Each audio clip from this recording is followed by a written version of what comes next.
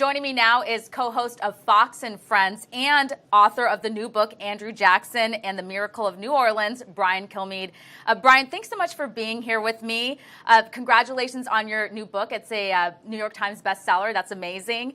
But before we dive into your book, I wanted to get your reaction to what happened to Tucker Carlson. He's your colleague. He's also co-founder of The Daily Caller. On Wednesday night, a leftist mob showed up at his home. They left threatening letters, signs. They were out there. They were telling him to leave town. He wasn't actually at the home, but his family was there. I mean, what are your thoughts on that? I mean, it's unbelievable that we've gotten to this place. And they actually showed up while he was, I believe, on his show. So they knew he wasn't going to be there. So when I read that this morning, it was on foxnews.com. I think it was the third most clicked on story after the horrific shooting and after the midterm elections. That shows how concerned people are around the country. On Fox News, the guy that hosts at 8 o'clock, and you know this personally, one of the nicest guys you will ever meet. He doesn't care if you are a minor. He doesn't care if you're a celebrity. He doesn't care if you're the President of the United States. He treats everybody great. These are his opinions on the air, and those opinions get a bunch of guys and women in black outfits to show up and draw and spray paint his house and his driveway. It's horrific. And here's the thing.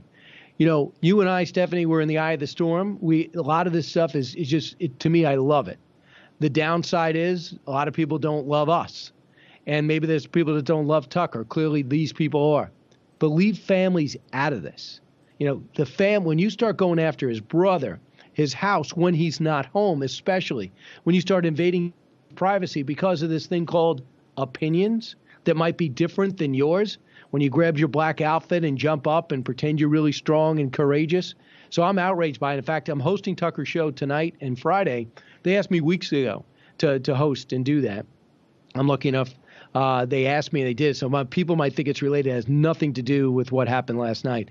But I'm horrified by it. And the fact is there were other names and numbers in there of other people and their addresses. They're out there. With the internet age, you used to be able to make one phone call. Can you keep me out of the phone book? No problem. Now it's almost impossible to keep your private information private, even when you do everything possible to do that. And as you know, something similar happened to me when I just happened to be walking down the street by two people who don't like Fox or the president, and they just were screaming things at me that they thought were relatively humorous or inciting. And they followed me down 57th and 7th through the subway on 50th, through the subway up until Penn Station, where I take my train home, trying everything they could to create havoc while screaming at me obscenities and taping both things. So you ask yourself, do you want to give these people a moment so they got it online and they got their content, or you just ignore them?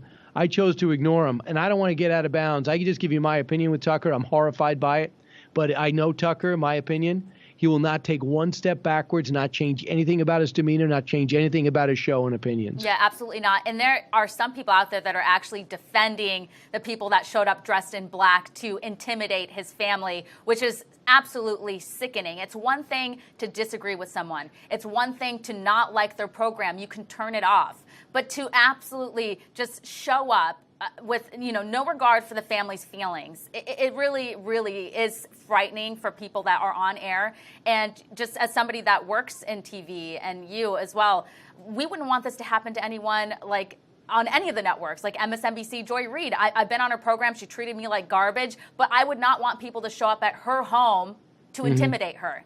And so I think that, the line has been crossed, and this is becoming more common, especially, you just recently went through that. And I want to jump over to another story in the news today, which would be CNN's White House chief correspondent, Jim Acosta. So there was a scuffle yesterday during President Trump's press briefing.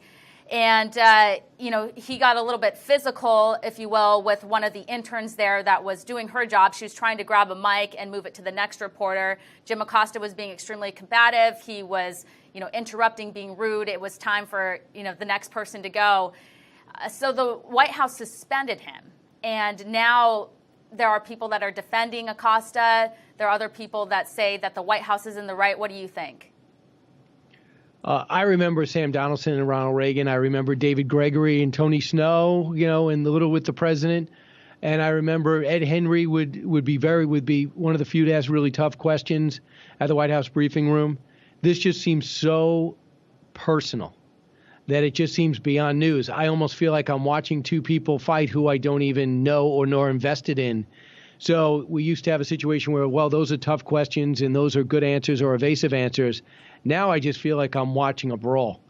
And I don't know what good it is to take the press pass away because that just lengthens the story more. So the White House should think big picture. How could I make this go away and get back on my agenda? And, maybe it's time to reevaluate and give an understanding that when you ask a question, the story should be the answer to that question, not the question.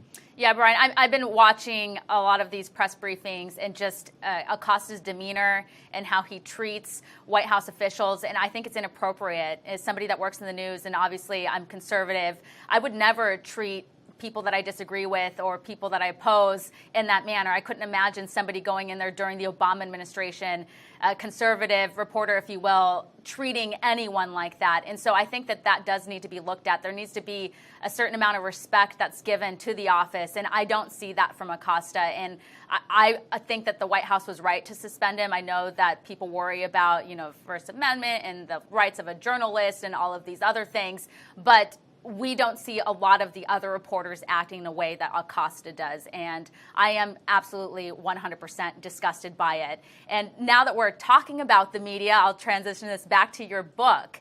So Andrew Jackson had some similarities with Donald Trump, which is the case that you're making. And in that sense, he had a really back and forth, hostile relationship with the media, which is what President Trump has right now. Yeah, Andrew Jackson, for a guy that grew up an orphan and you would think, became a war hero by 41 and a self-taught lawyer and judge and attorney general and congressman and senator, you would think by the time he defied all the odds and got into the White House, he wouldn't care what people thought of him, but it really bothered him. And I was fascinated by taking a tour of the Hermitage, what the president did. I saw these albums on the floor right to his chair as if Andrew Jackson was alive. And I asked, what is that? And they go, those are his albums. I go, with pictures? He goes, no, those are newspaper articles that really bothered him. So he wouldn't forget them. He would outline the parts that he hated and keep them in a book. So when those reporters asked for another interview, he would open up to that page and say, first, justify this column on me. Why did you write that? And he'd write little things like not true, never happened. Oftentimes he would put them in an envelope, make his notes, and then mail them back to the reporter. And at one point, he even hired his own White House news reporter, a columnist he liked, because he wanted to get the news out the way he wanted it and was frustrated by the media. I don't know who that reminds me of. Oh, wait a second. The President of the United States. But also I read George Bush 41's book, and he talked about how he thought the press wasn't fair. And my goodness, Bill Clinton also felt like the press was never fair. But I just think 92% of the stories are negative on this president. For Andrew Jackson, I think he felt the same way because he was a so-called outsider, not accepted by the establishment. He wasn't as smart as Jefferson. He didn't have the experience of John Quincy Adams. So he was never affected. He was never accepted by the elite. Does that remind you of anyone? Yeah, absolutely. And similar to Ronald Reagan as well. And we see this with President Trump, is which he likes to use social media and do these speeches and go to the people directly and get that message out straight to the people rather than have anyone else filter what he's saying. Now, your book actually focuses more on the Battle of New Orleans, which some are arguing that this battle wasn't even really necessary.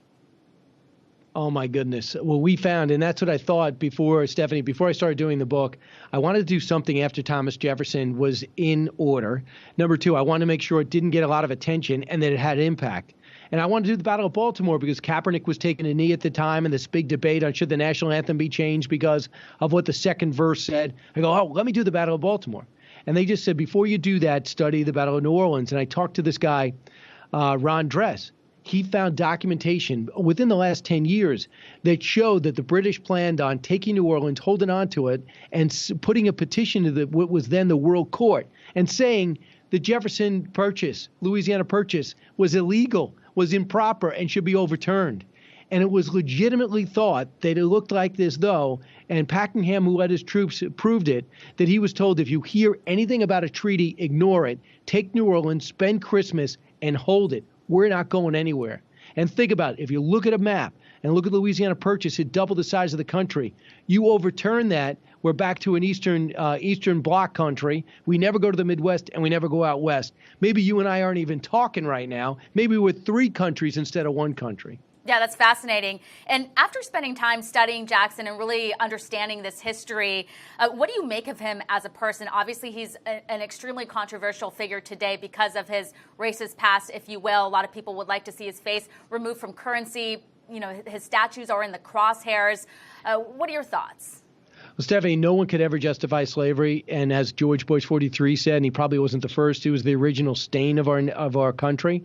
We've overcome that. We got to continue to make strides. I get it. But if you look at, I think 7 out of every 10 landowners had slaves back then in the South. It was commonplace. And we weren't even the #1 slaveholding country. There was Brazil, and others were doing the same thing. I think it's trouble in the big picture, ever judging somebody by our standards. I was just thinking about it. There's a whole generation growing up laughing at us from the 70s and 60s, 70s, and 80s. Building these missiles and the MX missile. How many missiles do you need to intimidate the Soviet Union? Why did you have to get into an arms race? How much money was wasted? Well, those were just recent times where we look back and say, was that really necessary? Was it necessary to fight the Vietnam War because of the domino theory? We're judging people in 2018. We're judging people in 2018 by our standards with our lens, looking back at the 70s and 60s. All right. Easy to do. Now go back 200 years. Try to put yourself in their shoes and try not to be arrogant enough to judge and say they were dumb to do this. There was a lot of things that make no sense back then, but we used to, Stephanie, go back and study things. Instead, we're judging things. I just want to bring things out. I don't believe our founding fathers were perfect and the people that preceded us were infallible. But, man, they made an impact. The whole world is envious of our country and what they helped create. And we're the only country that I know of that always is trying to get better.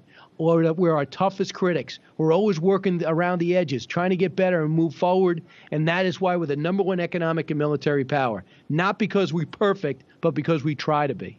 Yeah, and we certainly have a painful past in history, especially in regards to racism. But this idea to whitewash history as if it never happened, I don't think is the solution. I think that we have to learn from our history, talk about it, and keep it alive in this moment, and keep it in our minds and keep it fresh. And, you know, your book definitely brings us back to that one specific battle, which is really interesting and fascinating. And if you can tell people where they can go to find you and learn more about you and read your book.